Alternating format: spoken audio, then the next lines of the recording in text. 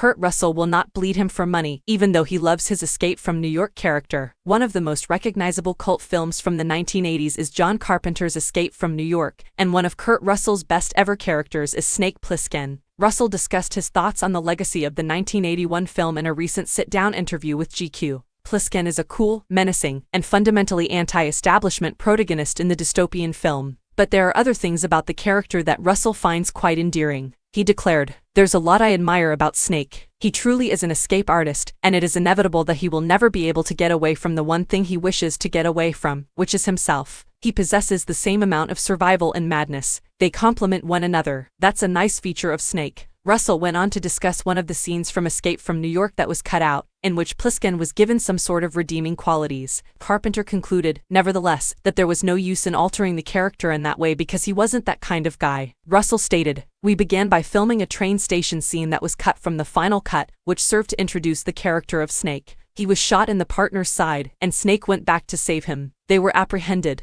What we were demonstrating was a redeeming characteristic." John Carpenter correctly concluded that Snake lacked any redeeming characteristics. He approached us after we had performed the train scene a few times and muttered, "This FC King character is great. I've always thought that Snake hardly ever really talked to anyone, he was just always talking to himself."